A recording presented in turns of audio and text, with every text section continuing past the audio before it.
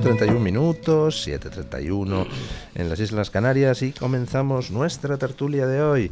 Hoy con el baneado, excluido, machacado, desmonetizado, infoblogger. ¿Qué tal está usted? ¿Qué tal? Muy bien. Aquí. ¿Qué ha pasado con el tema ese de...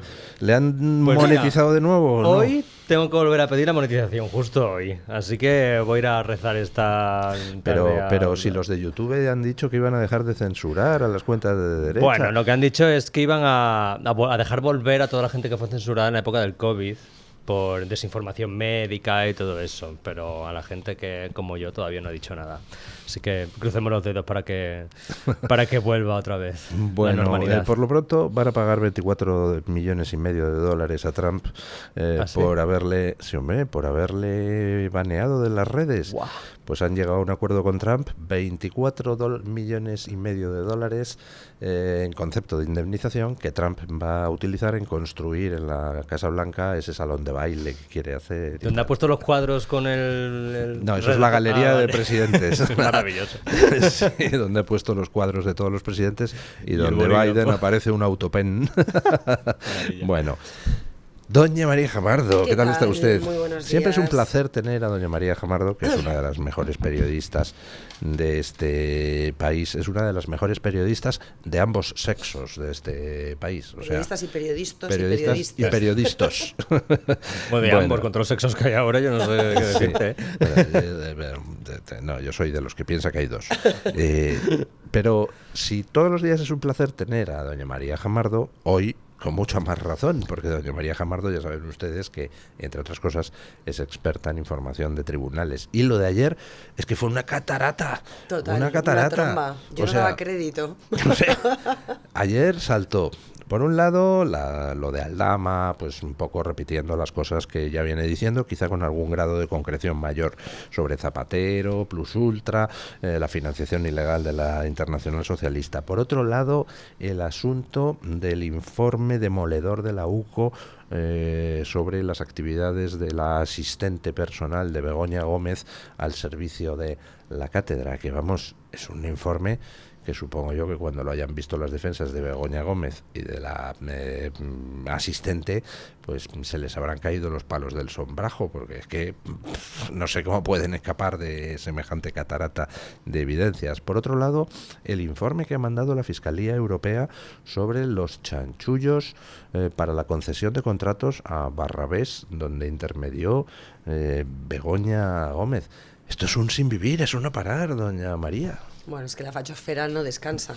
La fachosfera no descansa. La máquina del fango produciendo contenido para atacar a la mujer del presidente del gobierno por ser la mujer del presidente del gobierno. Pobres. Bueno, como decía Patxi López, la presidenta. Bueno, pues la presidenta, la primera dama. Fuera chascarrillos.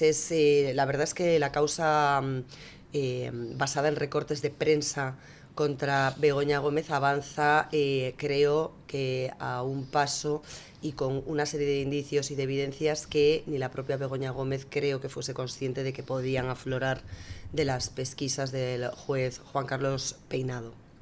Juez que, por cierto, es incómodo a Moncloa y que además de las querellas que ya se presentaron en su día para intentar que se le acusase de prevaricar en este asunto, recibió presiones el Consejo General del Poder Judicial para tratar de quitarle al juez instructor a Begoña Gómez por parte de nada menos que el ministro de Justicia, de Félix Bolaños.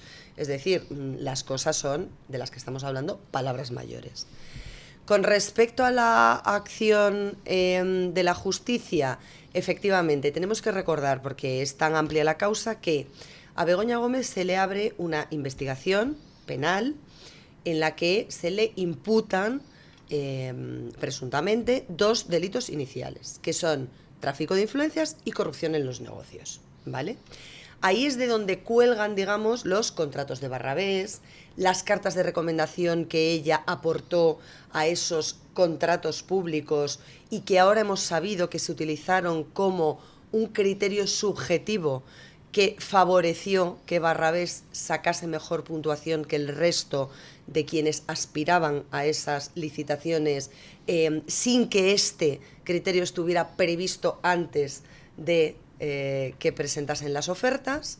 Y, por supuesto, esas actuaciones o esas irregularidades en fraude de ley que se apuntan ahora y que llevaron a el empresario que al mismo tiempo apoyaba a Begoña Gómez en el impulso de su cátedra en la Complutense, era el codirector con Begoña Gómez de esa cátedra, a conseguir sus objetivos profesionales, ¿no? Desde el punto de vista del ámbito académico. Barrabés y Begoña además se reunían Barrabés en el era Palacio. codirector. Era el codirector de la ¡Ay, cátedra. qué bonito! Sí, y era el gurú, además de Begoña Gómez, en el asunto de la transformación social competitiva y un poco el mentor, ¿no?, de Begoña Gómez, el empresario que la apoyó en esta iniciativa académica.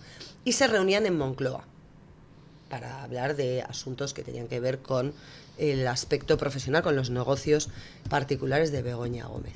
De esa cátedra se desprende, además, un software que se contrata por parte de Begoña Gómez o se solicita la participación de una serie de empresas que colaboren y contribuyan en la confección de esa aplicación para sus alumnos y el desarrollo de las actividades vinculadas a esa cátedra. Ese software es por el que a Begoña Gómez, posteriormente, en esa causa principal, que recordemos tenía 2 delitos, corrupción en los negocios y tráfico de influencias, aparecen el de apropiación indebida y el de intrusismo profesional. ¿Por qué?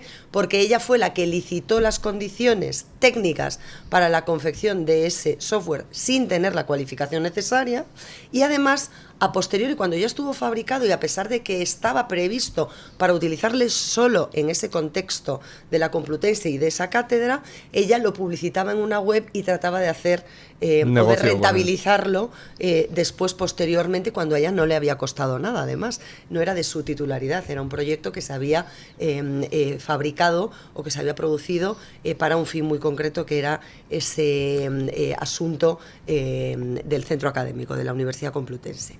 Esta es la pieza principal de la causa de Begoña Gómez.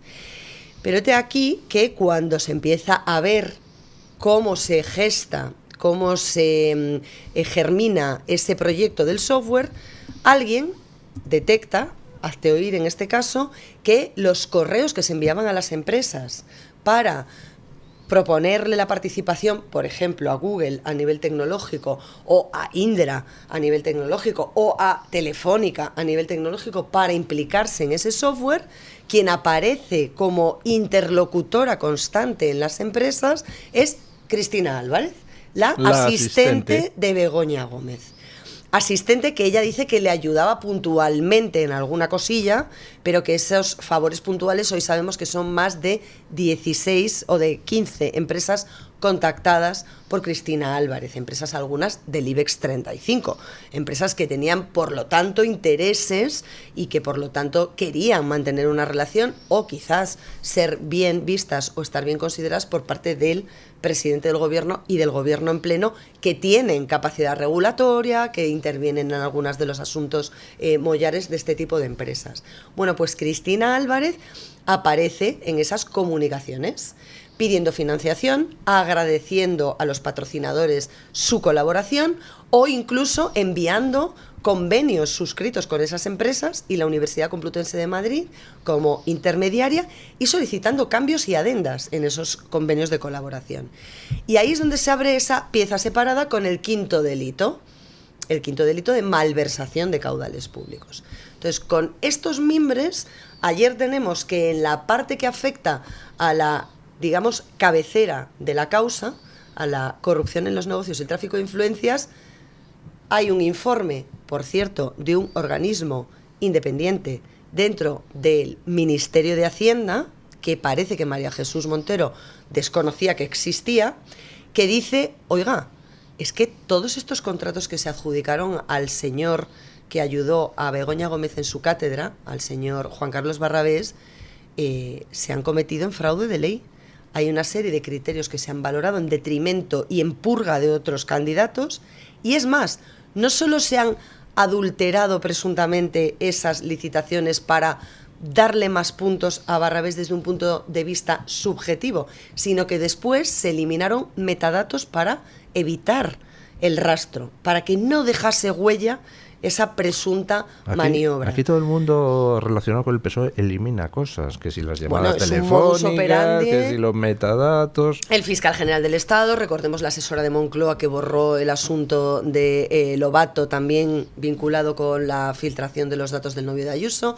Es decir, las cositas se van complicando porque van apareciendo nuevas evidencias y efectivamente la asesora de Begoña Gómez no hizo favores puntuales ni ocasionales, sino que hizo un seguimiento constante de los negocios. Es más, hablaba en plural majestático en nos encantaría que participase, estamos encantadas de proponerle, creemos que... Y firmaba con su firma, la de Cristina Álvarez, la corporativa, cuando enviaba correos desde la cuenta que la Universidad Complutense de Madrid le había habilitado a Begoña Gómez. Es decir, hombre, muy puntual, no parece que sea, ¿no? Yo quiero saber, me gustaría saber si es posible cuándo se produce ese borrado de metadatos de los correos, porque claro, estamos viendo un ministerio en el que se te olvida declarar un bizum y al día siguiente tienes la cartita con el cuadro negro, que miran para otro lado cuando les da la gana y de repente nos enteramos que nada menos que los contratos públicos que se le concedieron a un señor vinculado a Begoña Gómez, de repente tienen los metadatos borrados para que no fueran rastreados. Entonces, ¿se sabe cuándo se produjo ese informe de Hacienda o de repente la UCO lo ha descubierto por ahí entre los papeles? No. Esto es un informe que confecciona... la Fiscalía Europea, ¿no? Sí, la Fiscalía Europea, pero más en concreto la... ¿cómo se llama la...? Que no quiero decirlo mal. Por encargo de la Fiscalía Europea, un perito de la... Sí, la Intervención General del Estado, es que no me salía ahora la primera palabra. La Intervención General del Estado es un organismo que está compuesto por técnicos de Hacienda, por funcionarios, técnicos, de perfil técnico, cargos no políticos, que están encargados de, pues, supervisar o fiscalizar este tipo de contratación, y a esta es a la que se lo encarga la Fiscalía Europea, que tiene los contratos bajo su lupa. No fue el Ministerio de Hacienda. No. Vale. Es más, la señora Montero por eso decía que parece ser que no sabe que depende del Ministerio de Hacienda, porque ayer negaba la mayor y seguía en el relato de aquí no hay nada. A mí hay un par de cosas que me gustaría comentar sobre esto. Primero, intuyo, no sé si coincidirá usted conmigo, que el hecho de que de repente explote todo el tema Barrabés en relación con Begoña Gómez abre la puerta a la futura imputación de Sánchez, porque las relaciones entre Barrabés y Sánchez, incluidas numerosas reuniones, están acreditadas, con lo cual cabe intuir que si Begoña Gómez intermedió en favor de Barrabés, pues hombre, no sería ajeno su marido a semejantes cosas, o al menos esa posibilidad cabe, con lo cual es posible que algún juez le dé por investigar el papel de Pedro Sánchez en esas adjudicaciones. No sé si eso es correcto o no, ahora me comenta usted. Y luego la segunda cosa, una extrañeza. ¿Por qué la Fiscalía Europea manda ese informe al juez Peinado, ese informe de la Intervención General del Estado? Porque la Fiscalía Europea, a pesar de su nombre, lo que son 7 fiscales españoles nombrados por el gobierno Sánchez. Entonces me extraña el que de repente le manden esa información al juez Peinado. ¿Puede el juez Peinado hacer algo con eso, o como esa parte de la causa se la ha quedado la Fiscalía Europea, pues realmente no puede Peinado meter mano en eso? A ver, el juez Peinado se quedó con la parte de la causa de Barrabés que no afecta a fondos públicos. A fondos europeos. A fondos europeos. Vale, si vale. hay alguna parte de esas licitaciones o de esas concesiones que quedase ajena a esos fondos europeos, o que se pudiese atribuir a fondos netamente, nacionales o internos, entonces sí podría el juez Peinado utilizar efectivamente ese informe para, como punto de partida, ordenar nuevas diligencias o tratar de seguir esas pesquisas. En la parte que afecta a los fondos europeos está bajo la custodia o digamos el microscopio de la Fiscalía Europea, que efectivamente, como quien abre inicialmente esa causa y como puede tener una derivada que no afecte a fondos europeos, pone en conocimiento del instructor la existencia de ese informe. De ahí que se crucen, digamos, esos datos. ¿Y cree usted que esto podría hipotéticamente llevar a la imputación de Pedro Sánchez? Pues a la imputación así directa, de repente no, pero Yo creo que le llamarán a declarar. Sí, seguro. Seguro que hay alguna acusación de las que están personadas que insta esa declaración de Pedro Sánchez. Las reuniones de Barrabés con Sánchez están acreditadas. Bueno, creo recordar que había dos, si no me equivoco, que Barrabés reconoció además en sede judicial en su declaración que visitó 2 veces a Moncloa, que se había reunido con el presidente del gobierno. Una dijo que era con un grupo de empresarios y otra que sí que se habían encontrado en una de las visitas que había hecho a Begoña Gómez. Pero lo más relevante también es recordar cómo hay una grabación en la que el presidente del gobierno, Pedro Sánchez, promociona la empresa de Juan Carlos Barrabés. Habla maravillas de él.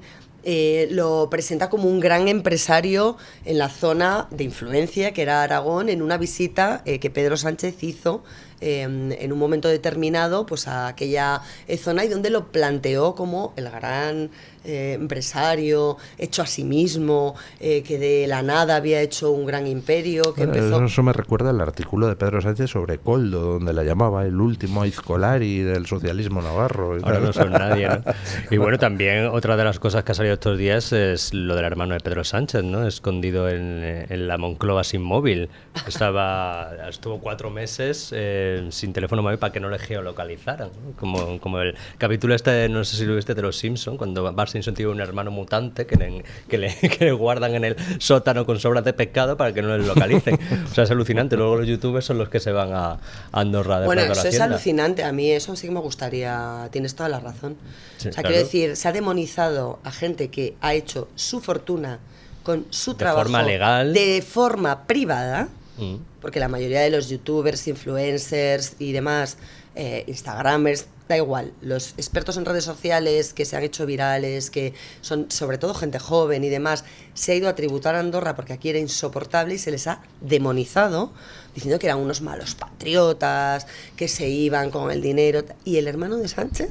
Escondido en la Moncloa. Pero es que, claro, no solo son youtubers, es que aquí los youtubers porque son la cabeza visible, pero a Andorra se han ido miles y miles de empresarios, se ha ido muchísima gente, no solo se van youtubers a pagar menos impuestos, lo que pasa es que los youtubers creo son la que cabeza... los Puyol pasaban por allí también. Sí, claro. Tenían varios misales Eso allí. da igual. Pues este señor tenía una casa ahí en, ¿cómo se llama el pueblo este que está al lado de Portugal? Elvas, y que estaba deshabitada. De hecho, David Santos estuvo el otro día allí y era pues una casa de campo que estaba llena de hiedras y estaba abandonada, mientras este señor estaba intentando pagar menos impuestos de un sueldo público, además. Entonces yo no sé cómo está la cuestión. Un sueldo público de un puesto hecho a medida. De un puesto hecho a medida. Todavía peor, porque dices, oye, no, aprobó una oposición, se estudió 3 años, una conciencia y, oye, sacó la mejor puntuación. Pues, oye, bueno, pues mira, criticable la parte 2, pero la parte 1, oye, bueno, pues oye, por propios méritos. Y además que esto creo que fue antes de que Pedro Sánchez llegara al gobierno, ¿no? O sea, que ya empezó todo, incluso cuando Pedro Sánchez ya estaba en la Secretaría General del Partido Socialista, con este señor Gallardo, que no sé si sigue siendo líder del Partido Socialista en Extremadura, yo creo que sí.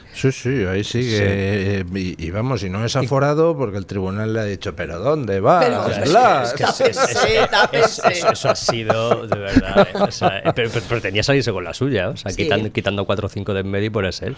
Menos mal que al final... Menos mal que quedan jueces en Berlín, que diría aquel, y todavía hay tribunales que dicen, oiga, por favor, un poquito menos de obscenidad, ¿no? Que esto de que tengan que dimitir 4 para que usted entre a toda prisa y se afore, pues canta como mucho. Y que encima intentaron enchufar en la delegación del gobierno, y el delegado del gobierno, que era amiguito íntimo de Gallardo, le dijo, aquí no entras tú porque ya tengo yo a mi enchufada propia y no entra nadie más. De tal manera, lo de las cartas de recomendación yo es algo que llevo diciendo también muchísimo tiempo y como que no se prestaba mucha atención, ¿no? Que parecía un problema menor que una señora que no es nada, que no es ningún técnico, no es ni funcionario, no es absolutamente nadie relevante, pueda tener la capacidad de hacer cartas de recomendación a empresas. Y yo lo decía cada vez que hablábamos de Begoña Gómez, pues me gustaba sacar este tema porque creía que era importante. Y al final, bueno, pues al final se ha demostrado que ha sido decisivo, ¿no? Incluso, bueno, se ha demostrado que ha sido decisivo, pero incluso, aunque no fuera delictivo, es que es impresentable. O sea,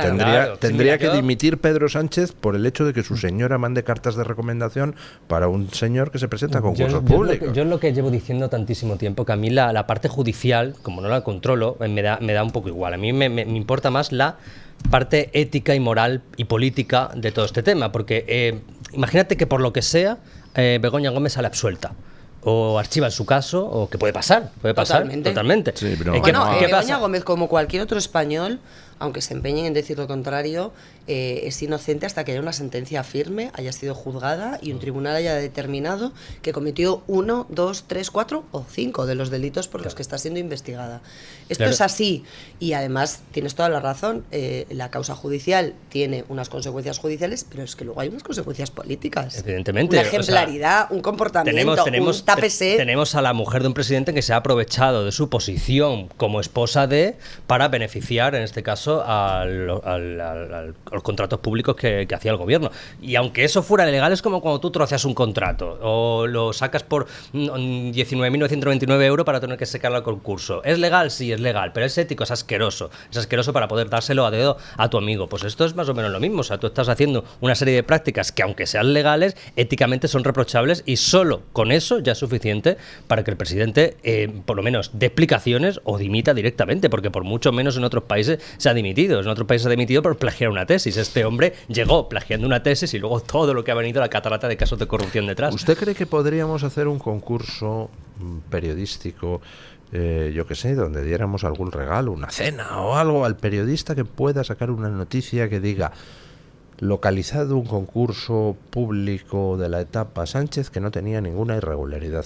¿Usted cree que tendríamos que declarar el concurso desierto? Porque es que mires a donde mires, todo es enchufaos, gente que le meten ahí a capón puestos donde no es necesario, pero te meten al hermano del presidente. ¿Sabes qué pasa, don Luis? O sea, yo veo como una línea que es similar cada vez que ha gobernado también otro partido. O sea, es que a mí me resultan muy similares los casos de corrupción del Partido Popular cuando gobernaba Rajoy o cuando gobernaba...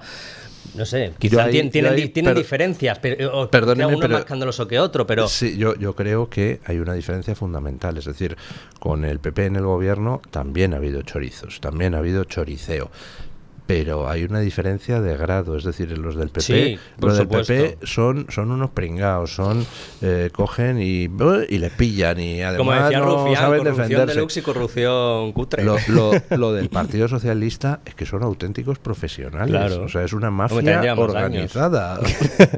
Está mejor organizado, pero al final siempre consiste en aprovecharse de la posición de poder en la política para conseguir beneficios privados, de empresas privadas, y es que hasta que no solucionemos y limpiemos esto de este tipo de gente que se aprovecha de su posición, yo creo que cualquier gobierno que venga va a hacer lo mismo, porque hay una estructura creada para ello. Entonces es que a mí realmente a estas alturas, si nadie propone cambiar eso, cualquier partido que llegue lo va a hacer, porque ya está construida la estructura para delinquir y para hacer este tipo de actos. Pero hay una estructura. Yo creo que las leyes proporcionan suficientes mecanismos para poder acabar con las Pero las prácticas leyes corruptas. al final los controlan los partidos. Es que al final dices una ley es inconstitucional, vale, la mandas al Tribunal Constitucional. El Inconstitucional está dominado por un partido de turno y te dice que esa ley es constitucional. ¿Para qué sirve esa ley? Para nada. Ya, pero creo que hay otros problemas más profundos, como son el hecho de que la sociedad acepte con toda naturalidad la corrupción, como es también el hecho de que tenemos una justicia que a la hora de perseguir corruptos no funciona. O sea, ahora, al cabo de 11 años, se supone, ya veremos, que va a empezar el juicio contra los Pujol. ¡11 años! ¿Y qué pasará? Pues yo qué sé, que antes de que acabe el juicio, lo mismo, pues Jordi Pujol, padre, ha pasado a mejor vida, lo mismo anulan la causa porque faltaba una póliza en la foto de no sé qué Bedel. Es un poco paripé, yo creo.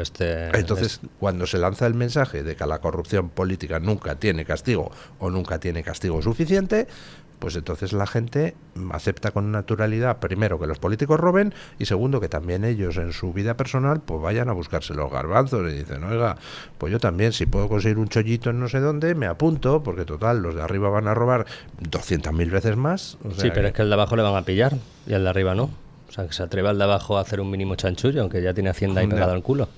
Es imposible. No sé, podemos hacer algo para acabar con todo esto, María.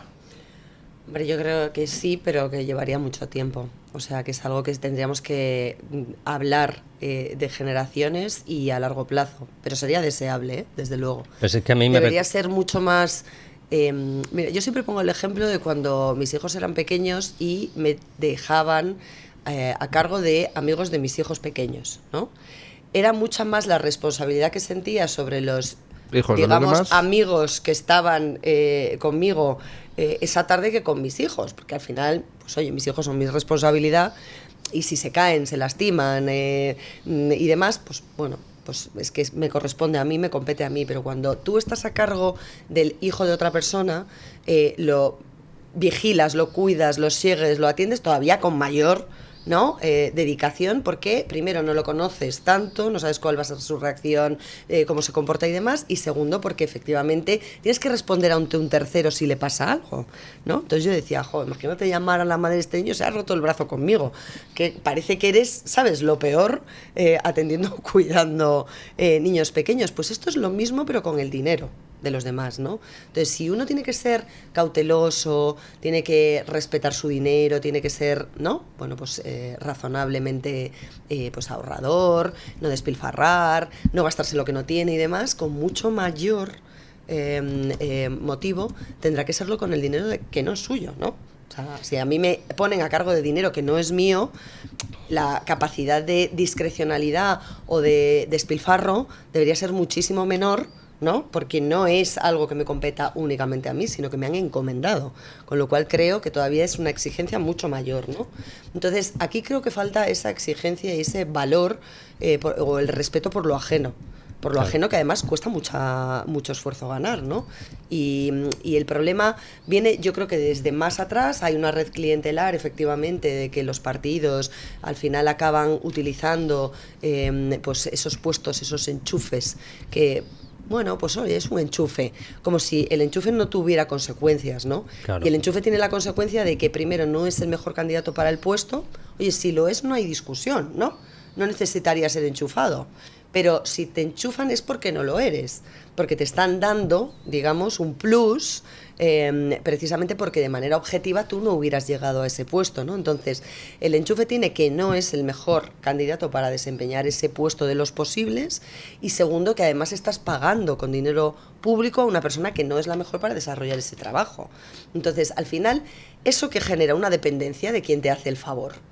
Entonces, si a ti alguien te hace ese favor y te coloca, o coloca a tu hijo, o coloca a tu mujer, pues al final ya tienes una lealtad, digamos, comprada o permanente, porque, oye, debes un favor, ¿no? Y entonces esa cadena de favores va intoxicando y eso va minando, pues eso, la calidad democrática, la transparencia en los procesos de acceso, el amiguismo de, como tú decías antes, trocear contratos mayores para hacerlos menores y que parezca pues que no hay que licitarlos y que por lo tanto se los adjudico a quien yo quiero. O sea, esa discrecionalidad, insisto, con el dinero de los demás, a mí me parece que debería ser absoluta y radicalmente rechazada por la sociedad de plano. Pero claro, cuando te encuentras una sociedad que después, cuando te viene el fontanero a casa o el electricista, le dices, mejor sin factura.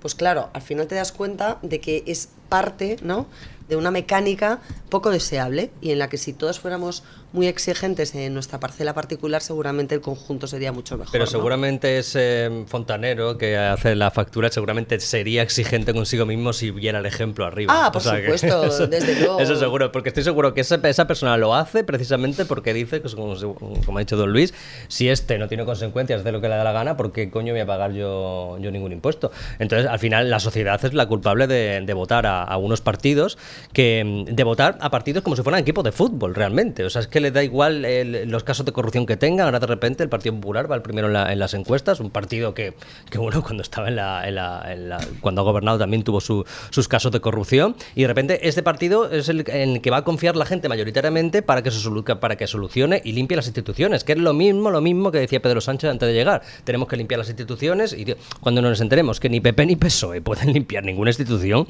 ni nadie que al final se proponga. Mira, yo me acuerdo cuando estuve en Rumanía, creo que lo conté alguna vez, estuve cubriendo las elecciones de Rumanía y la gente estaba de acuerdo en una cosa, que iban a votar a quien no robara. Y te podías encontrar a gente de extrema derecha, gente de derecha, a comunistas, a gente de extrema izquierda, que te iba a votar a Georgescu.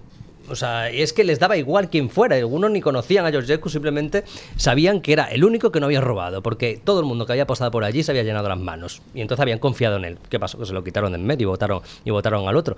Pero es importante, ¿no? Que al final la gente vote o confíe. Bueno, a mí no me gusta llamar confiar porque yo no confío en ningún político, pero simplemente por lo menos al que prometa cambiar una estructura que está hecha para la mafia. Bueno, hacemos una pausa publicitaria y seguimos debatiendo, pero cambiando de tercio, sobre el barco del amor, la flotilla de Gaza.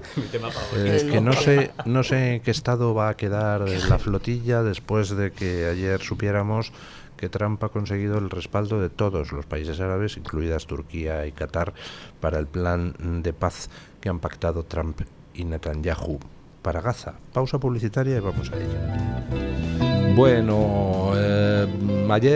Bueno, esta noche conocíamos que Trump ha conseguido que le apoyen todos los países árabes importantes. Turquía, Qatar, que eran los santuarios de Hamás, pero también Egipto, Arabia Saudí, vamos, todos han apoyado el plan de paz que ha presentado Donald Trump después de pactarlo con Netanyahu y que básicamente consiste en lo que Israel lleva pidiendo desde el principio, con una excepción. Israel acepta en ese plan de paz que los miembros de Hamás puedan pirarse de Gaza a algún lugar seguro, es decir, Israel no impone, para aceptar el plan de paz, que los de Gaza se entreguen para responder de sus crímenes de guerra ante los tribunales israelíes. Pero salvo esa excepción, todo lo demás es lo que Trump y Netanyahu llevan desde el principio proponiendo. Desmilitarización de Gaza, convertir Gaza en una especie de parque turístico donde pueda la gente de fuera invertir y que los palestinos tengan un modo de ganarse la vida, eliminación de todas las facciones armadas palestinas del gobierno de esa franja, control por parte de Estados Unidos de lo que es la comisión que supervisará todo eso y, por supuesto, liberación de los rehenes ya, de todos los rehenes, vivos y muertos. Bueno, pues yo no sé qué les parece a ustedes el plan. Yo no lo veo tan distinto a lo que proponía Netanyahu, a excepción de lo que has dicho, pero yo creo que es un punto al que se habría llegado seguramente si se hubieran liberado los rehenes, que era lo primero que se exigía que exige Netanyahu para acabar la guerra. Entonces a mí me ha sorprendido el tuit que ha puesto Pedro Sánchez esta mañana, porque dándole la razón a Trump, dice que le parece muy bien el acuerdo de paz que propone Donald Trump, cuando es prácticamente el mismo que propone Netanyahu. Lo que pasa que que el antisemitismo de este señor pues le lleva a darle la razón a Trump antes que Netanyahu. Y bueno, también choca con esto, ¿no? Con que todos los países árabes hayan apoyado este plan, mientras los países occidentales estaban reconociendo el Estado de Palestina. No sé qué países occidentales han apoyado aún el plan de Trump, pero de momento ya sabemos que tienen el apoyo de los principales, pero vamos, yo creo que no va a llegar a ningún puerto esa propuesta y Hamás simplemente va a decir que no a todo, porque sabemos que en la carta fundacional de Hamás está la destrucción del Estado de Israel. Por tanto, no creo que acepten tan alegremente que simplemente salgan de allí y le dejen el control a una administración gestionada por Donald Trump. Lo veo complicado. O sea, ¿usted cree que jamás dirá que verdes las han segado y que desde Santurce a Bilbao? Yo también lo creo. Pero es que es su función para existir. O sea, jamás tiene en su carta fundacional la destrucción del Estado de Israel, del río al mar, el pueblo palestino vencerá. O sea, ¿qué sentido tiene? ¿Alguien cree que lo que quiere jamás es simplemente la paz y la división y la convivencia entre los dos pueblos? No, o sea, quiere acabar con el territorio de Israel y que todo el territorio sea suyo. O sea, que es así de fácil, por eso no van a aceptar. Hay gente que no tiene muy claro que jamás practica la yihad terrorista y que por lo tanto el proyecto digamos político, si es que se puede entender que hay algo de política en todo lo que hace esa organización terrorista, es aniquilar el único dique de contención que hay en Oriente Medio de la occidentalidad razonable irracional frente a la barbarie que rodea o en la que se ha convertido una buena parte de aquella zona. Israel está atacado por los hutíes desde Yemen, por Hezbollah desde Líbano, por Hamas desde la Franja de Gaza. La autoridad palestina que gobierna Cisjordania no es que sea mucho más moderada, se apela a veces a no es lo mismo Gaza que Palestina, ni los gazatíes son lo mismo que los palestinos, ni Hamas, pero lo cierto es que la autoridad palestina, que tuvo una pugna con Hamas de forma electoral, perdió radicalmente las últimas elecciones.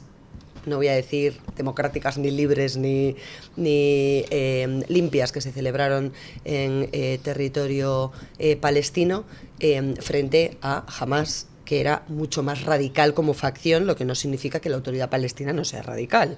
Digo porque a veces se pone un punto de inflexión en esa diferencia como si fuesen grandes discrepancias las que les separan, y es cierto que son enemigos directos, pero que al final los objetivos que cada uno persigue pues son muy similares, ¿no? Entonces Israel ha tenido que diseñar un sistema que es la cúpula para repeler, de hierro, sí, para repeler todos los ataques, los miles de misiles que recibe a lo largo del año, y cuando ya la escalada se produce desde el punto de vista bélico, pues con mayor intensidad.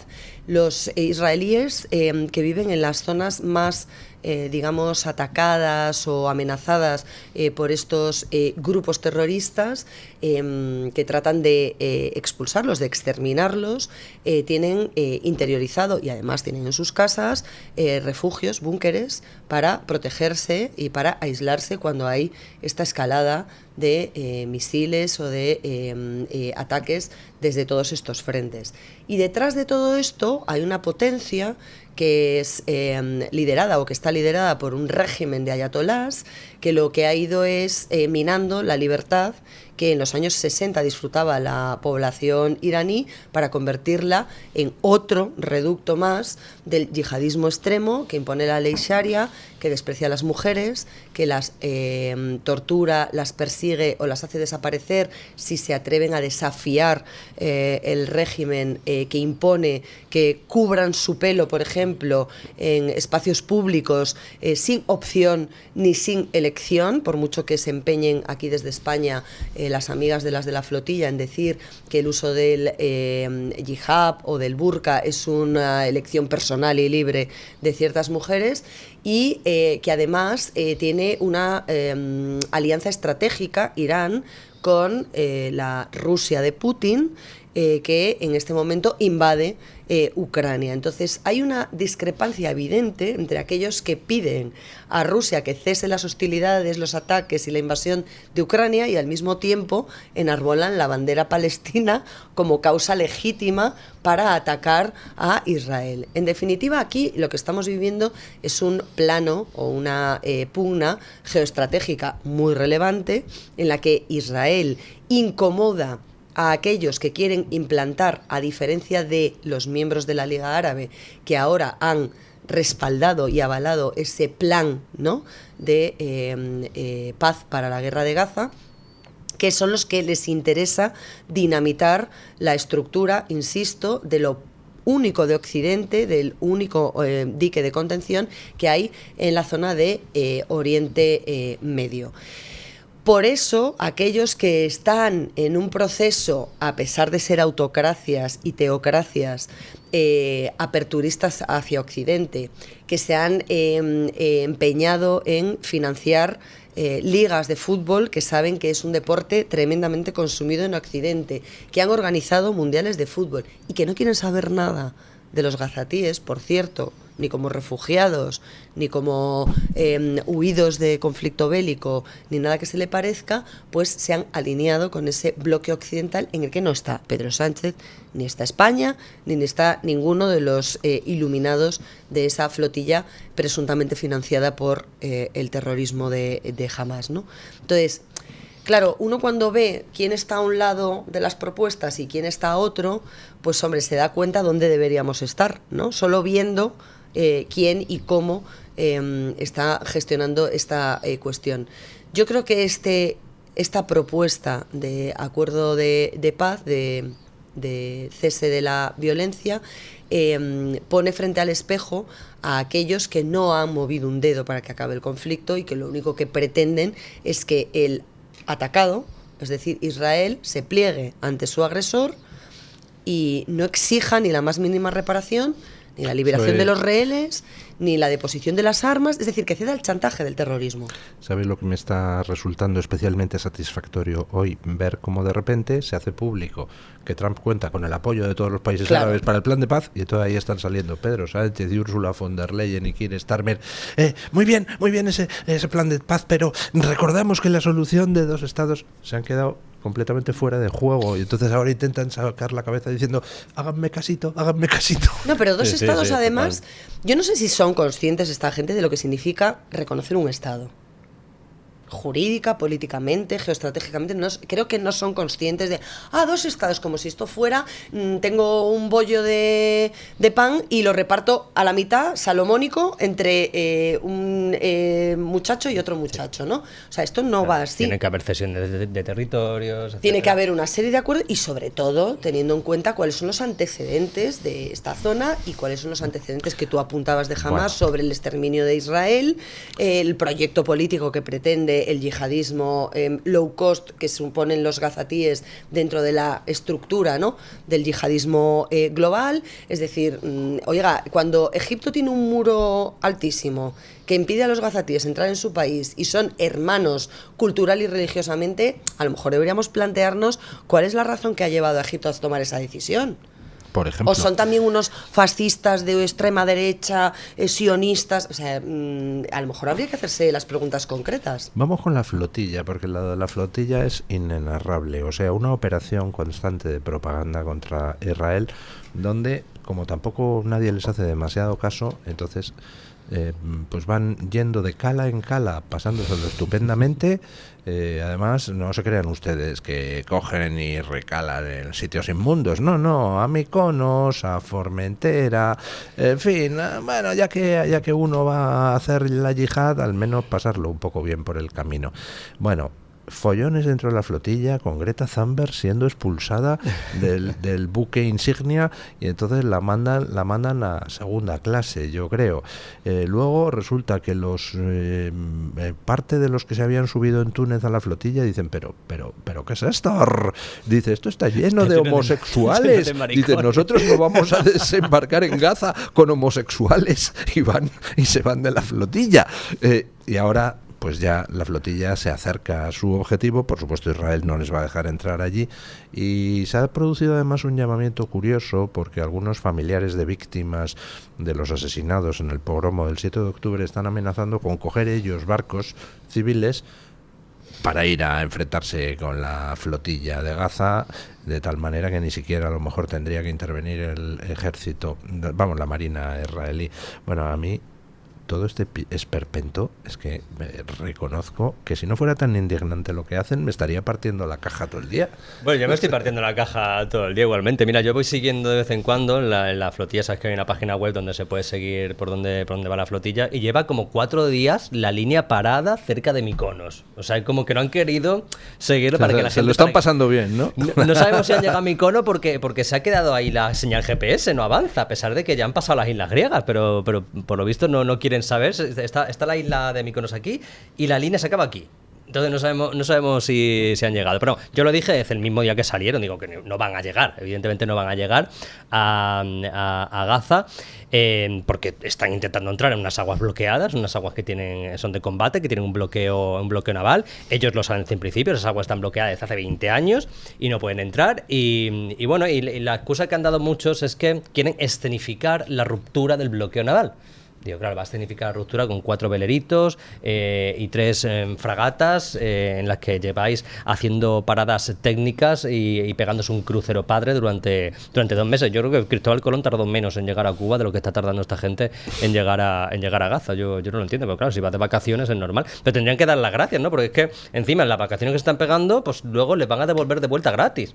porque claro, Israel los va a interceptar antes de llegar, y además ya les han dicho, digo, mira, dadnos la ayuda humanitaria que llevéis, que es el 5%, por lo visto, el 5% de lo que cada día entra en Gaza de ayuda humanitaria. Tú fíjate lo que llevarán ahí, que serán 4 paquetes de arroz y 4 de lentejas y ya, o sea, no llevan nada más, es simplemente querían hacer el paripé y el marketing de entrar en Gaza, si lo dejaban, para repartir paquetitos entre la población, pero evidentemente no lo van a dejar. Giorgia Meloni ya ha dicho que el buque que ha enviado para proteger a los ciudadanos italianos va a llegar hasta donde va a llegar, hasta donde pueden entrar, y luego se van a dar la vuelta y ahí buscar la vida y hacer lo que podáis. No sabemos si el buque que ha mandado de la Armada Pedro Sánchez se va a atrever a violar el espacio de las aguas bloqueadas y de combate. No lo sabemos, porque sería una declaración de guerra en todas reglas.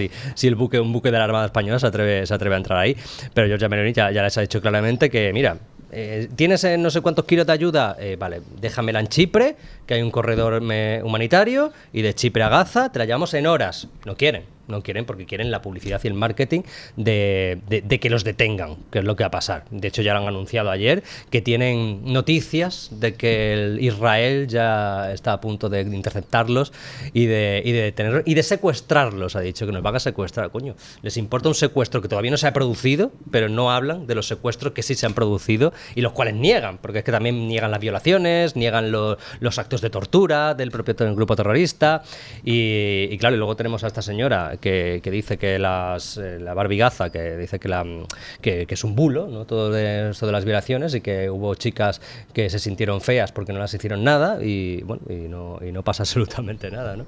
Es grotesco todo, es grotesco, y yo creo que la gente se está dando cuenta del ridículo internacional, que repito, me estaba haciendo gracia hasta que se gastó el dinero público en hacer eso, porque yo quiero recordar hace unos años cuando una chica en Tailandia estuvo en coma por un accidente, y el gobierno de España se negó a fletar un avión medicalizado para traerla de vuelta, y tuvieron que hacer un crowdfunding del cual le quitaron luego la mitad de los 300.000 euros que recaudaron. Dijeron que no les daba la gana porque no tenía derecho a que esa compatriota pudiera ser repatriada a España. Sin embargo, aquí se ha mandado un buque de guerra para escoltar a 4 perroflautas de vacaciones, que encima van a ser devueltos gratis y con billete pagado.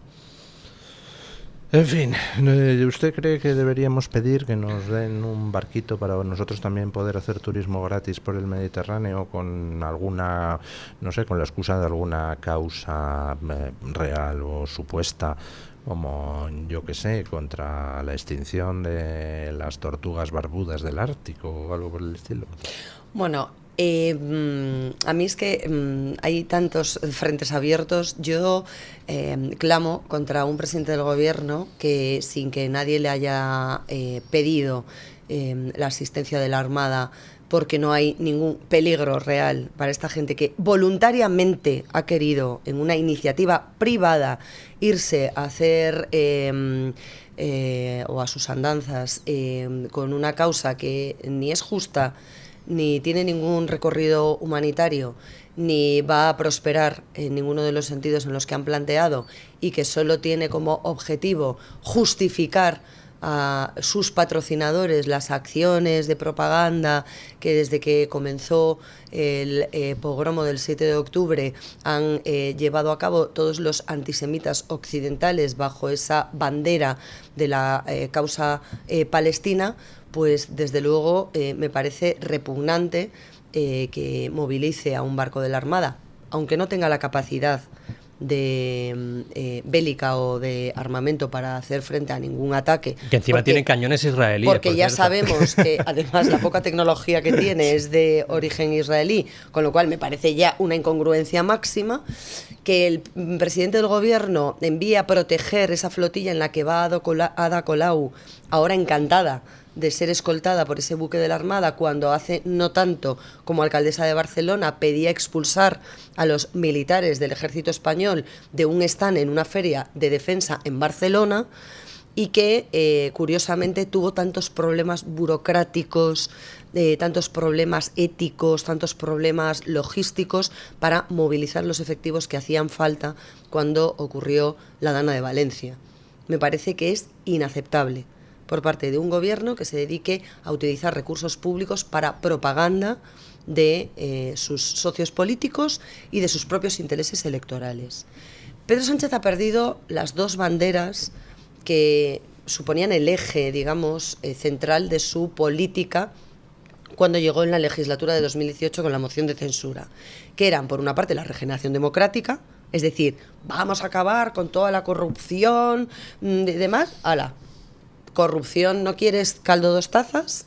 Porque la corrupción que salpica al gobierno, bien sea por la estructura de Ferraz, además, con los exsecretarios imputados, Ábalos, Cerdán, este último en la cárcel, por los chanchullos con los amaños de las obras públicas, los sobreprecios que están por determinar todavía de las mascarillas, los enchufes de amiguitas en empresas públicas que cobraron del erario sin ir a trabajar, etc., etc., toda esa rama, hidrocarburos, el rescate de Europa, la visita de Delcy Rodríguez, todo digamos, conglomerado, toda esta trama de corrupción netamente socialista, ¿no? Después está lo del hermano, lo de la mujer, lo del fiscal general del Estado. Es decir, otras 3 patas que además están judicializadas de manera independiente y que avanzan. Entonces, la bandera de la corrupción, Pedro Sánchez ya poco puede enarbolarla.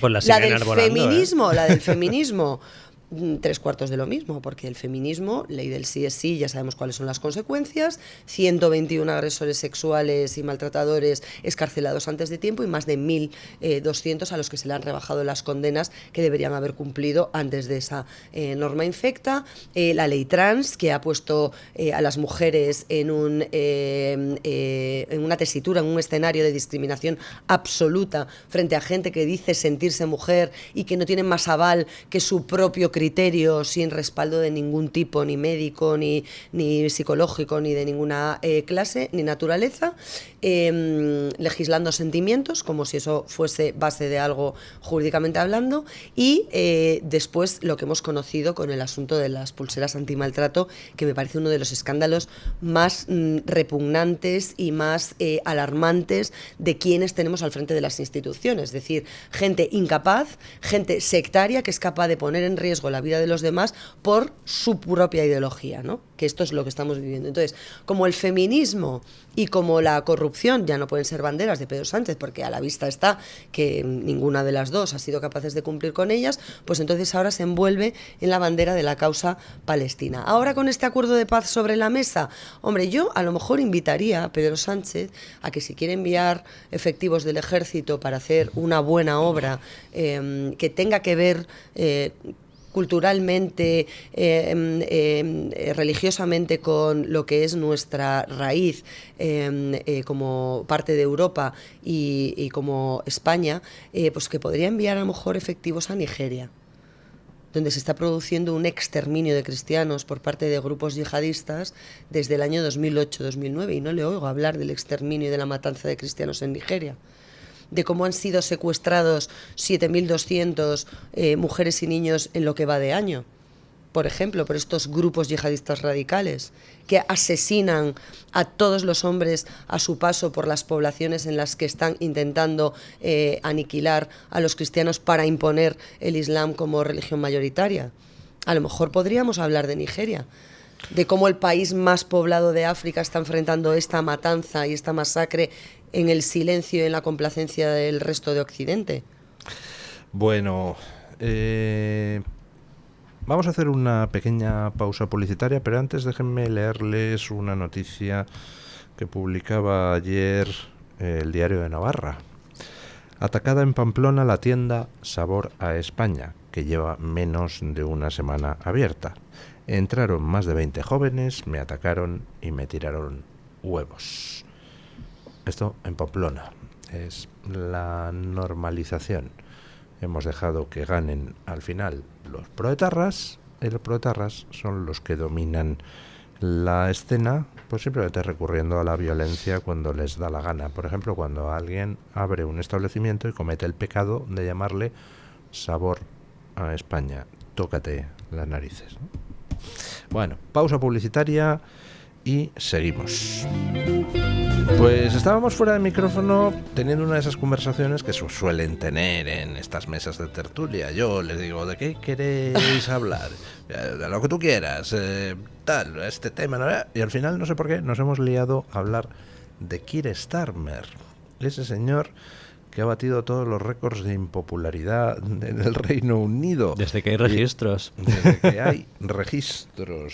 Y en estos momentos tiene un follón en Inglaterra donde no es descartable que su propio partido le exija la cabeza dentro de poco, que tienen un congreso laborista donde todos los diputados laboristas están viendo que se van a quedar en la mismísima calle en cuanto haya elecciones, ¿no? Bueno, es que es un clamor en Reino Unido la convocatoria de elecciones generales. O sea, estamos aquí en España como estamos, pero la verdad es que la situación del Reino Unido es una situación que, honestamente, teniendo en cuenta que es una isla que debería haber estado como un poco más, ¿no?, aislada, nunca mejor dicho, un poco más protegida frente a esa multiculturalidad malentendida que ha acabado al final con la esencia del pueblo británico como tal, está absolutamente absorbida, está absolutamente controlada y está absolutamente rehén de una serie de grupos ideológicos y religiosos. Tienen una vinculación directa que en este momento son mayoría. Y es así. O sea, durante décadas en el Reino Unido se apostó por esa multiculturalidad. Es cierto que Reino Unido fue protectorado de varias colonias que tienen poblaciones muy asentadas, como la hindú, ¿no? India y Pakistán, que entre ellos estaban también como estaban, India y Pakistán, pero bueno, tenía que ver con el proyecto, digamos, de la Commonwealth. Y ahora mismo esas comunidades que son ciudadanos británicos de tercera generación, de pleno derecho, se ven además cooptadas por una implantación de comunidades islámicas que ya controlan buena parte de los que llamaríamos ayuntamientos aquí en España, de los councils, en los que gobiernan con mayoría absoluta, lo que significa que quienes les votan son mayoría en esas zonas, ¿no?, en esos condados. Y yo creo que hay una reacción, un efecto de reacción frente a todas estas gentes que se han instalado de manera impune, implantando una serie de ideologías que son incompatibles con el Estado de Derecho propio de una democracia como la británica, en el que el peso de la corona tiene un peso religioso y político muy importante, y donde se han abandonado, insisto, a estas minorías que ya se han convertido en mayorías, y que recordemos que, por ejemplo, en el caso del escándalo de los abusos sexuales de los pakistaníes, que fue silenciado durante años por las autoridades que conocían perfectamente lo que estaba pasando, el señor Starmer era el fiscal general que silenció y tapó esos abusos. Entonces, estamos hablando de que un primer ministro británico tiene en su hemeroteca el haber de silenciar una serie de abusos cometidos por una comunidad religiosa concreta, porque no se podía alentar la xenofobia. Oiga, no le quiero decir por dónde se puede ir usted, pero me encantaría poder decírselo. Hablando de abusos sexuales, tenemos un caso terrible aquí en España, que es el del campamento de los horrores, el campamento Euskaldun y feminista, que se celebraba en Álava y también en Navarra, y donde se abusaba, por las descripciones que se han proporcionado en los medios, sexualmente de menores, obligándoles, por ejemplo, a ducharse todos desnudos juntos independientemente del sexo, e incluso con los monitores obligaban a los niños a chuparle el dedo gordo del pie a los monitores para que les dieran la merienda. O sea, una cosa demencial. Esto, a mí, mi primera reacción ante esto ha sido directamente hablar de los padres. O sea, a mí no me puedes vender que tú no sabías lo que se podía hacer en ese campamento promocionado como transfeminista. Con todos los campamentos que tienes para elegir para mandar a tus hijos, y lo mandas a uno que se llama un campamento transfeminista, y que además hace un año ya ocurrió algo similar y se ocurrieron denuncias similares, y en enero se empezó a investigar un abuso sexual que se había cometido presuntamente en ese campamento. Y no hay más que ver a uno de los los vocales de esa asociación transfeminista, que además es Abertzale, que es evidentemente trans, y el comunicado que han mandado es que las duchas eran mixtas por si había alguna persona trans ahí, para que no se sintiera categorizada, ¿no? Y que bastante tenían con tener puertas en los baños, en los váteres. O sea, es como que tenían que dar los niños gracias para poder cagar con las puertas cerradas. Entonces, claro, las cartas que han salido, que creo que han salido más, aparte de la de estas dos chicas, son demoledoras. Porque, claro, no les dejaban usar el móvil, no les dejaban comunicarse con sus padres para contar lo que estaban sufriendo allí. Y claro, evidentemente, al final no son niños de 4 o 5 años que no se enteran de nada, eran adolescentes, chicas y niñas de 13, 14 años que eran obligadas a ducharse con otros niños adolescentes también. O sea que claro, a mí me ocurre eso a mi hija, y es que le faltan los monitores campamento para correr. Bueno, ya hay 4 denuncias planteadas, y yo lo que no me explico es cómo todavía no hay detenciones y gente en la cárcel a la espera de ser interrogada. Y el colectivo LGTBI callado. Ah, por supuesto. Por supuesto, no tiene que ser. Hombre, ¿cómo no? Porque son abertzales. Vamos a decirlo así. No, y porque están alineados. No, y porque son abertzales. Porque si fuera un colectivo LGTBI de simpatizantes de Vox, por decirlo de alguna manera. No ya, pero tú no entiendes. ya, por eso. Esa es la incoherencia y el absurdo en el que estamos instalados. Que no es el qué, es el quién. Claro. Y esto siempre ha sido así en los últimos años. Y si fuera un campamento, pasa con la violencia de género, pasa con las denuncias falsas. Si fuera un falsas, campamento católico, eso estaba ya en la prensa internacional. Efectivamente, has puesto un buen ejemplo. Que fuera un campamento organizado por la Iglesia Católica, en el que los monitores fueran sacerdotes, que le obligasen a los niños a ducharse conjuntamente, o a verles desnudos en el río, o a hacerle determinadas... en la prensa internacional estaba. Es que es bueno, repugnante. Ha entrado en el estudio nuestro invitado de hoy, don Eduardo Puig, de la Bella Casa. ¿Qué tal, don Eduardo? Hola, ¿qué tal? Buenos días. Qué voz tan profunda de barítono tiene usted. Gracias. Bueno, don Eduardo es secretario general del Instituto de Estudios Americanos, es así, ¿no? Efectivamente. Y el Instituto de Estudios Americanos ha organizado con CEU Cefas el jueves 2 de octubre, es decir, pasado mañana, junto a la Universidad Villanueva, un congreso sobre el pensamiento y la filosofía hispánica durante el Siglo de Oro, ¿no? Efectivamente, ese es el tema del congreso. De este congreso hemos organizado aún más congresos, siempre en torno al tema de la hispanidad, y este lo organizamos sobre el pensamiento, la filosofía y el pensamiento político y la filosofía hispánica en el Siglo de Oro. ¿El evento es abierto al público?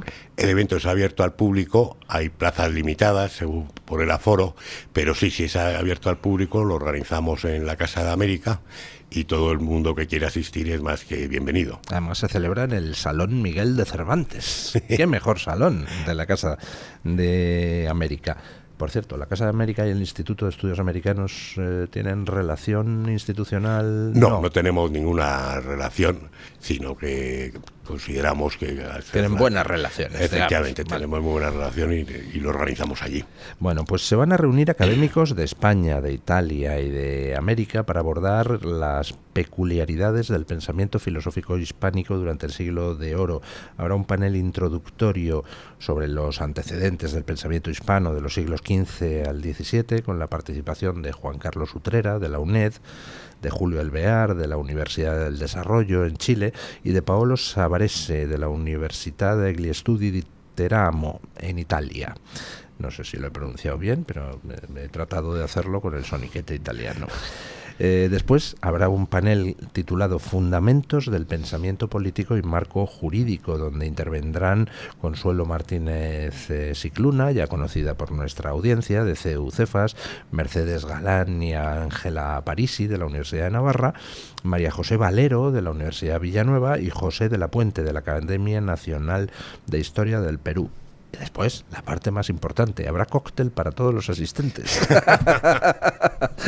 Hay que reponer fuerzas. Y luego, la siguiente mesa redonda abordará la trascendencia y el legado de la filosofía hispánica en universidades hispanoamericanas y la influencia de la Universidad de Salamanca. Intervendrán Mauricio Novoa, de la Universidad de Ciencias Aplicadas del Perú, Juan Manuel Burgos, de la Universidad de Villanueva, y Mercedes Rubio, también de la Universidad Villanueva. Y luego, el acto de clausura estará a cargo de Ana Gema López Martín, de la Universidad Complutense de Madrid. A ver, pongámonos en la piel de alguien que nos está escuchando y que dice, caramba, pues interesante, yo quiero asistir. ¿Qué tienen que hacer? ¿Presentarse allí directamente? Presentarse allí y vale, dar su nombre, y obviamente siempre que nos haya completado el aforo, estaremos encantados de tenerles con nosotros. ¿Dónde se tienen que presentar? Pues en la Casa de América, porque se celebra allí en el Salón Miguel de Cervantes. ¿Cuándo? El jueves 2 de octubre. ¿A qué hora por la mañana, más o menos? Empieza a las 10. Con lo cual ahí pues tense una horita antes para todos los trámites de, hombre, no sé, inscribirse y esas cosas y cogerse un cafelillo y demás. Cuéntenos un poco del Instituto de Estudios Americanos, don Eduardo. Bueno, el Instituto de Estudios Americanos de CEU-CEFAS se creó hace 3 años. Su objetivo es promocionar la hispanidad, tanto aquí en España como al otro lado del Atlántico. Organizamos pues congresos, seminarios en torno al pensamiento político, a la filosofía, bueno, todo lo que tiene que ver con la cultura hispánica, y la verdad es que está teniendo muy buena acogida. ¿Están percibiendo ustedes, como percibo yo, que hay un resurgir tremendo por el asunto de la hispanidad, por lo que es la historia compartida de los pueblos hispanos, por las relaciones políticas entre los pueblos hispanos, todo el asunto del idioma y cómo España pues no solo llevó el español a un montón de gente, que ahora somos, ¿cuántos? 550 millones o no sé, una barbaridad, sino que además gracias a los españoles se pudieron salvar tantos idiomas indígenas, cosa que no ha ocurrido en otros sitios, ¿no?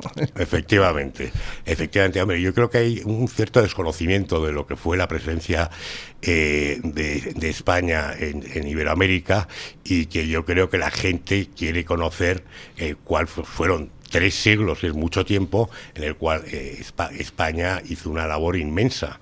Solo hay que ver, recientemente estuve en un congreso en Estados Unidos, y se ponía en comparación el número de universidades creadas en Iberoamérica por la Corona de España y las que había en Estados Unidos, ¿no? Pues eran 29 universidades en Iberoamérica contra 9, ¿no? O sea, quiero decir que España llevó allí su cultura, sus universidades, su pensamiento, y que para la época era un pensamiento muy avanzado.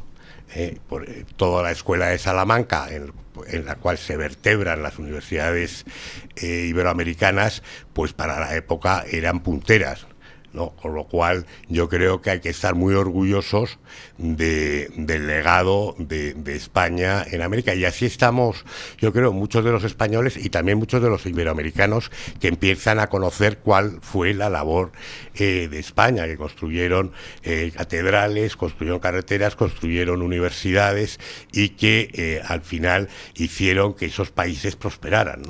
Oye, nosotros allí pusimos por escrito la gramática de la lengua azteca bastante antes de que los franceses pusieran por escrito su propia gramática, y allí construimos el Colegio de la Santa Cruz de Tlatelolco, recién conquistado México, para alumnos indígenas, es decir, hijos de los aztecas, un siglo antes de que los ingleses crearan su primera institución universitaria en el norte, y por supuesto solo para ingleses, ¿no? Efectivamente. Hicimos un congreso hace unos meses aquí también en Casa de América, en el cual abordamos las leyes de Indias y la protección de los indígenas, y cómo toda la normativa y toda la legislación española iba muy dirigida a proteger a los indígenas, y de hecho en muchos casos tenían más privilegios o estaban más protegidos que los mismos españoles, ¿no?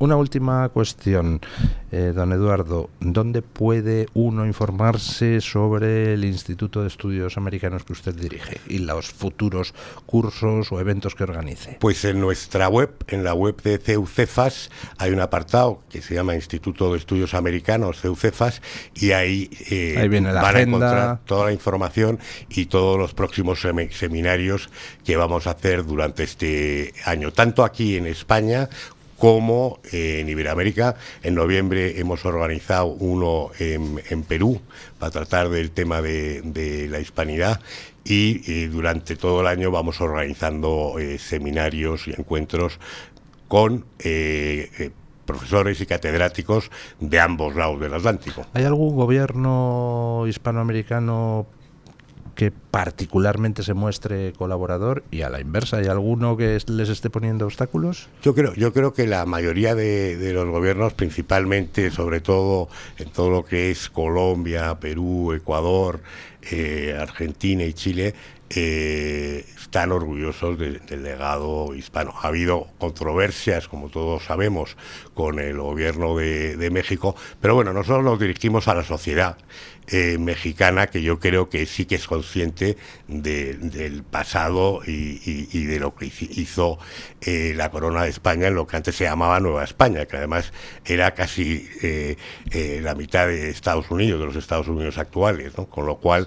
Por cierto, hablando de eso de la Nueva España, es que en las redes te encuentras a tontos de todos los colores, ¿no? Y alguna vez me han dicho por las redes, España no existía hasta 1812. Y digo, caramba, pues para no existir fundó una cosa llamada Virreinato de la Nueva España en 1525, oiga. Efectivamente, un virreinato que iba, pues vamos, desde Centroamérica hasta prácticamente casi todo Estados Unidos, porque también tenía todo lo que es el sur de Estados Unidos y la Luisiana y Florida, o sea que era un virreinato inmenso, ¿no? Bueno, don Eduardo, pues muchísimas gracias por habernos acompañado, y ya saben nuestros oyentes, jueves 2 de octubre, a partir de las 9 pueden ustedes presentarse por allí en la Casa de América, en el Salón Miguel de Cervantes, donde se va a celebrar este ciclo sobre el pensamiento y la filosofía hispanos en el siglo de oro. Muchísimas gracias. Gracias a usted. Y terminamos el programa, terminamos esta tertulia, pues como la empezamos, hablando de cuestiones judiciales, porque dado que tengo aquí a doña María Jamardo, tengo que exprimirla adecuadamente. Hoy hay una noticia interesante, que es que Ábalos estaría estudiando, como parte de una táctica dilatoria de su causa, el renunciar al acta de diputado allá por noviembre, cuando se vaya acercando el juicio por el primero de los casos, que es el de las mascarillas, renunciar al acta de diputado, con lo cual automáticamente su caso, la causa, pasaría, todas las causas que le afecten, pasaría a la Audiencia Nacional, y ala, ya tenemos ahí, pues no sé, para otros cuantos meses hasta que se organice todo aquello y tal. Parece una táctica bastante razonable desde el punto de vista de la defensa de Ábalos, ¿no?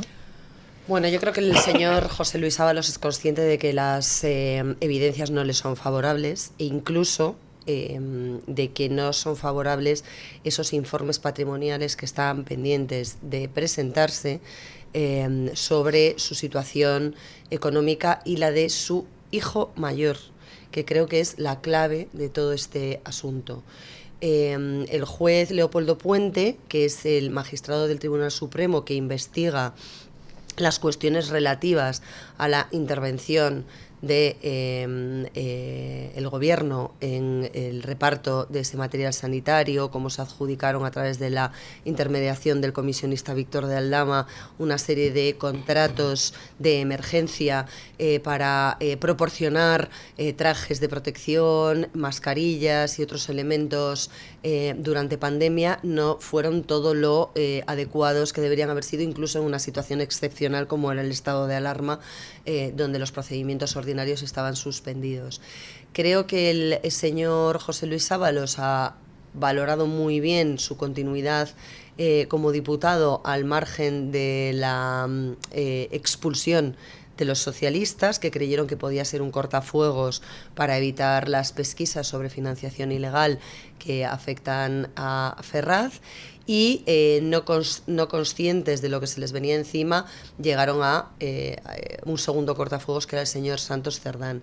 Yo contaba hace un tiempo que el señor José Luis Ábalos quizás era el que tenía una situación personal, y digo personal precisamente por esa implicación como testaferro en alguno de esos asuntos de su hijo mayor, más delicada de cara a la posibilidad de desmarcarse de una estrategia conjunta de Santos Cerdán, de Koldo y del resto de los que están siendo investigados en la sede del Supremo como aforados, porque Ábalos sigue siendo diputado. En el momento en que él renuncia a ese acta, efectivamente todos pasarían a estar investigados por la Audiencia Nacional, y que por lo tanto quizás en algún momento encontrase la oportunidad o alguien le aconsejase que lo mejor sería colaborar, proporcionar información que no se haya conocido todavía por parte del que ahora mismo, digamos, es el colaborador reconocido por la UCO y por la Fiscalía, que es el señor Víctor de Aldama, que es quien ha ido proporcionando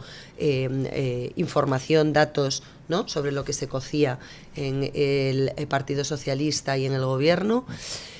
Y por ahí podrían ir los tiros. Efectivamente, si esto sucede, si Ábalos hace sus cálculos, si considera que en el momento en el que esto vaya a adoptar un impulso, vaya a dirigirse contra él a modo de procesamiento ya formal, porque hay algunas cuestiones que para el señor Ábalos están bastante maduras en el sentido jurídico del término, pues quizás sea una de las... maduras, dice usted, bueno, por las maletas de Delphi. Bueno, podemos usarlo como juego de palabras, pero vamos, creo que sí que podría ser una de las opciones que barajase. No sé hasta qué punto le interesa procesalmente a él que le juzgue más la Audiencia Nacional, o que le instruya, en este caso, más la Audiencia Nacional, porque la dilación de 4 o 5 meses al final es una dilación de 4 o 5 meses que no, pero también supone hay otra cosa, un gran cambio para la causa. O sea, me supongo yo que Ábalos estará haciendo cálculos del estilo de ¿con qué juez tengo más posibilidades? ¿Con Leopoldo Puente en el Supremo o con Ismael Moreno en la Audiencia Nacional?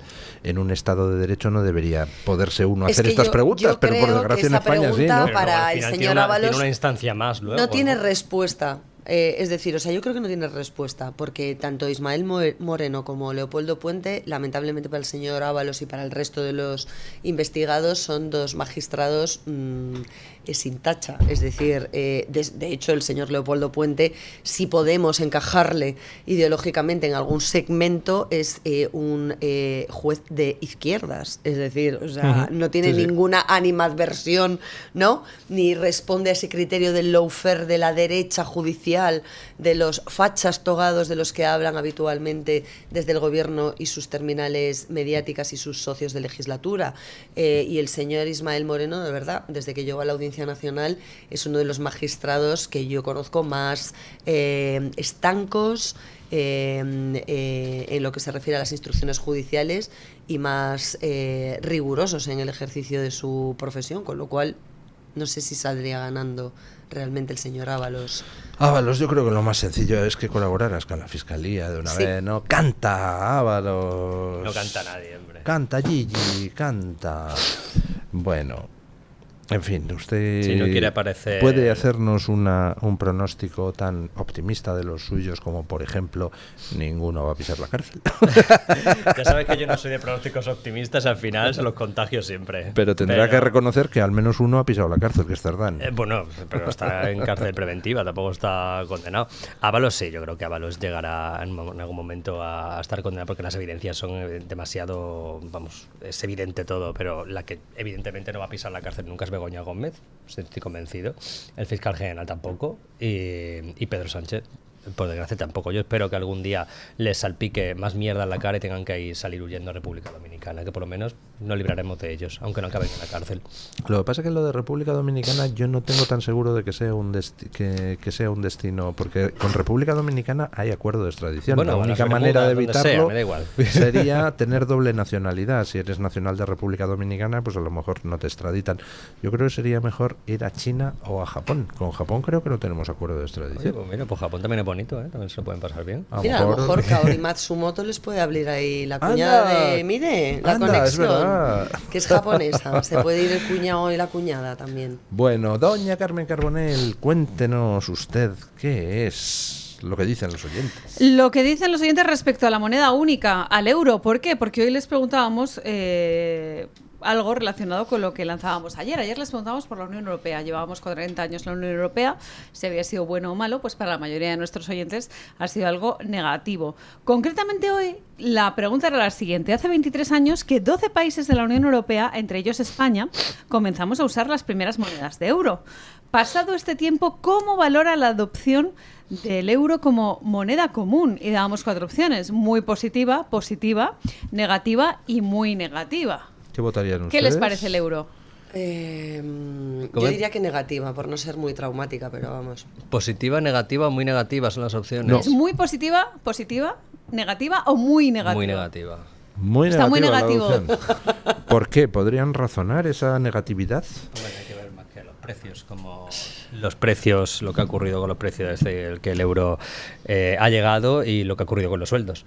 O sea, No. creo que con eso ya es suficiente, no está equiparado las dos cosas. No, yo creo que efectivamente perdimos poder adquisitivo con el cambio, ¿no?, de la peseta, en nuestro caso, al euro. Y luego una cuestión que a mí siempre me ha chirriado muchísimo, que es que podamos tener una unión monetaria sin que pueda existir una política fiscal conjunta, de manera que hay países de la Unión Europea que, como Irlanda, han decidido apostar por un mercado mucho más libre, que atrae inversión, que atrae empresas, frente a otros países que han decidido hacerse el harakiri y competir imponiendo todavía más trabas y sin unión política, además, porque la Constitución Europea, que era un proyecto que Zapatero defendía a capa y espada y que hicieron además los socialistas campaña para que saliese el sí a esa Constitución Europea, que España al final aprobó, resulta que no se materializó porque en el resto de los países de nuestro entorno dijeron que no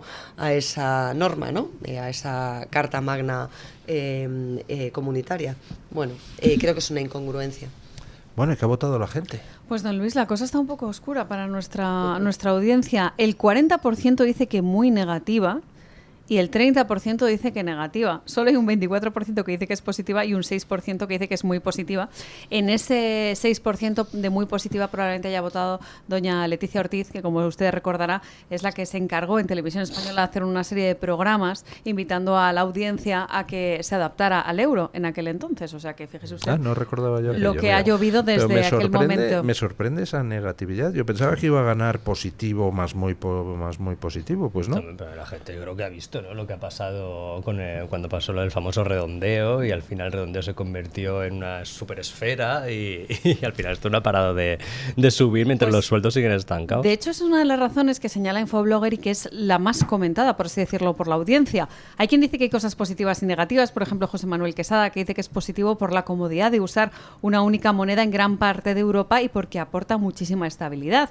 Y en la parte negativa cuenta que su adopción supuso una inflación brutal en los precios de las cosas cotidianas. Prácticamente se equiparó el euro a las 100 pesetas. Acuérdense ustedes de esos establecimientos, esos bazares en los que era todo a 100 y de repente todo a euro. O, por Y ejemplo... dentro de nada estaremos con todo a 100 euros. Bueno, eso es la tragedia absoluta. ¡Qué horror! Del equipo de Infoblogger también es Jaime C.I., que va en esa misma línea. Nos cuenta como de un día para otro una cosa que costaba 5 pesetas en una tienda de chuches, las famosas chuches costaban €1, ¿no? Y de repente pasó a costar 8,3 pesetas. O sea que ahí subió sustancialmente sustancialmente. Todo lo demás también subió, menos los sueldos, que eso podía haber subido y sin embargo ahí se quedaron. José Ángel Moreno Núñez dice que crees que es positivo que haya una moneda común porque ayuda a la economía de los países socios. Lo malo es que enseguida se abandonó la disciplina económica, empezaron Francia y Alemania, y después los famosos PICs. No quiero pensar cómo estaría la peseta con varias devaluaciones. De la peseta también se acuerda José Ignacio Bayón Vegas, dice que es positivo porque no nos acordamos que veníamos de 2 o 3 devaluaciones por la incapacidad de los socialistas. Imaginaos cuántas devaluaciones hubiéramos tenido ahora con el proasesino de ZP.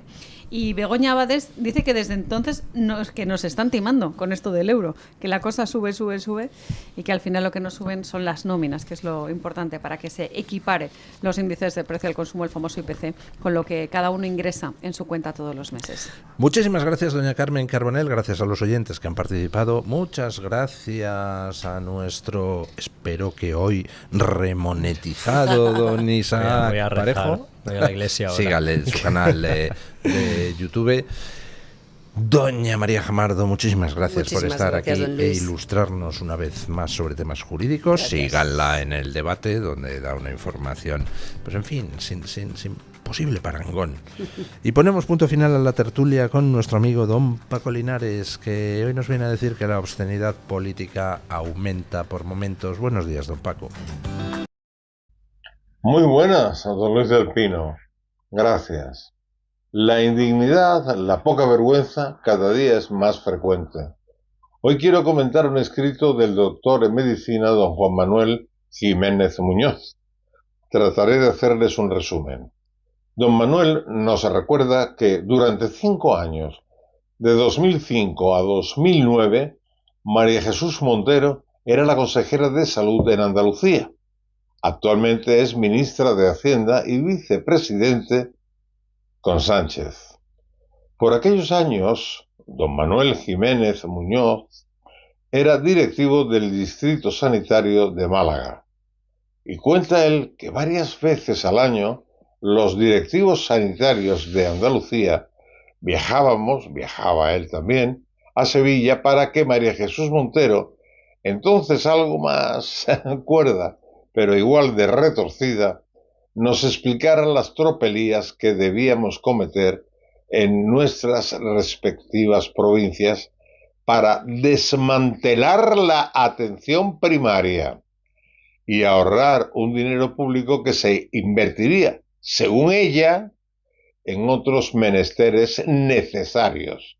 Ignorábamos, por supuesto, que los altos cargos socialistas dedicaban esos dineros ahorrados a pagar putas, a esnifar coca, a comprar sindicalistas, a beneficiar a sus afiliados, a pagar falsos ERES y a mantener una legión de clientes en las sierras de Sevilla. Todo eso lo ignorábamos, pero cómplices como fuimos, los gestores aplicábamos las consignas. Primero, nada de contratar médicos. Segundo, nada de contratar enfermeras. Tercero, nada de recetar cosas caras. Y cuarto, suplir las carencias públicas mediante conciertos sanitarios con la medicina privada. Esos 4 puntos, amigo oyente, eran los 4 ejes de la gestión sanitaria que propugnaba la Chiqui. Pero el ahorro conseguido en sanidad no se iba a mejorar las carreteras andaluzas, ni a construir viviendas públicas, ni a poner más maestros en las aulas, sino a mamoneos de las élites. Y así, entre malos políticos socialistas y malos gestores sanitarios, conseguimos que 7.000 médicos y 9.000 enfermeras se aburrieran y se marcharan de Andalucía. Y de aquellos polvos, estos coitos. Y hasta aquí un trozo de lo publicado por el doctor don Manuel Jiménez Muñoz. Y un servidor añade: Sánchez se la quiere quitar de en medio en Madrid, mandándola a Andalucía. ¿O no? ¿O es que se quiere aliar con Jordi Turull de Junts, que ya sabemos el odioso concepto que tiene de Andalucía, e intuimos que con María Jesús Montero pretende Sánchez destrozar de una vez por todas a los andaluces, enviándonos a la chiqui. El caso es que nos la manda, pues que la vote quien no la conozca o los que ya están comprados por el PSOE. Todo me suena bastante obsceno. Lo peor de Sánchez está por llegar. Mañana más y mejor. Punto final.